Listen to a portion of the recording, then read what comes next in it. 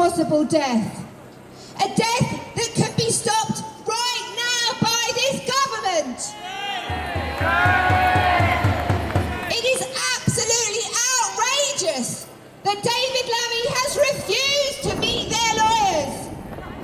Their lives are on the line.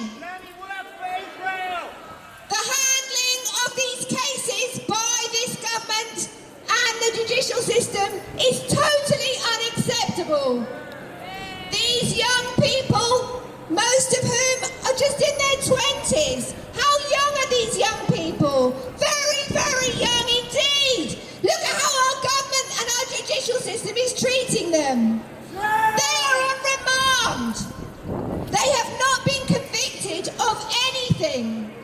And yet they will be in prison for over a year before they will even stand trial.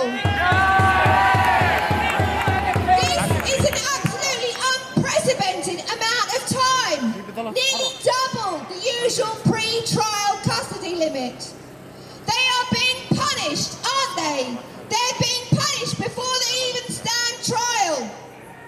They are being treated like terrorists, like a threat to our society for taking direct action against Israel's genocide.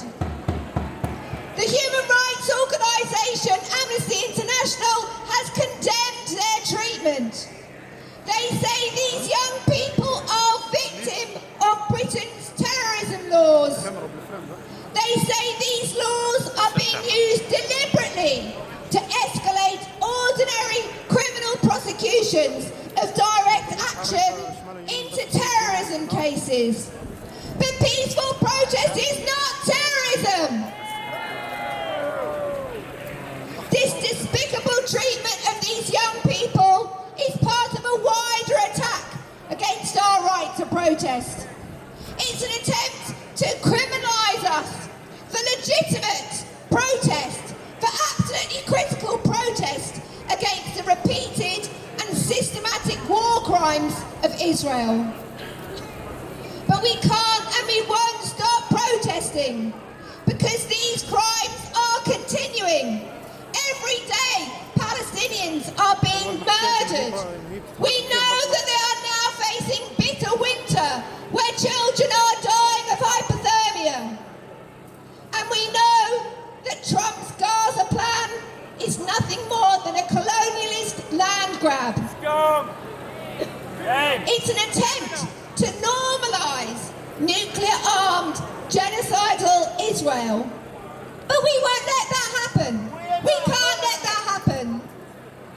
This government wants us to stop protesting, to stop putting pressure on them, to stop exposing their complicity in genocide. But we will not be intimidated and we will not stop protesting. And that's why we're here today in solidarity with these hunger strikers. And today we are joined by hundreds of MPs, doctors and lawyers who are all calling on David Lammy to meet the hunger strikers and to release them immediately. I have been to HMP Bronzefield to visit one of my constituents who is in that prison. I have raised the issue in Parliament on numerous occasions, including with the Prime Minister today, as well as with the Justice Secretary and others. And we have written a letter signed by 50 members of Parliament demanding something so uncomplicated and so undifficult as a meeting with the representatives of the 8 people who are on hunger strike in British prisons. And what was the answer I got? No. And a lot of MPs started laughing at that point. Well, they might find it funny, but they should reflect for just a moment on the history of bravery and protest in our society. The suffragettes who undertook hunger strike in order to try and get the right for women to vote. The Irish hunger strikers who took many actions, many hunger strikes in order to try and bring an end to the Troubles and the possibility of the reunification of the island of Ireland. There are so many other brave examples. History will remember those who stood up for peace, stood up for justice. They will not remember minor justice ministers who can only say no to the prospect of simply having a meeting. But there are some serious questions about the conduct of the prison system against these activists.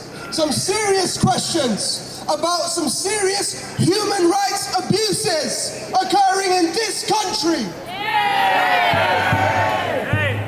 How is this any different from the way Israelis treat Palestinian hostages? To this day, thousands upon thousands upon thousands of Palestinians held in Israeli dungeons, tortured without charge, without trial. And we're supposed to pretend like as Israel continues to kill Palestinians on a daily basis, to continue their incursions into the West Bank, to continue imprisoning Palestinians, we are meant to pretend that everything's okay. They want us all to go home. They want us all to stay silent. And when we come out, as we do today, they arrest us and treat us like criminals, when the criminals are there.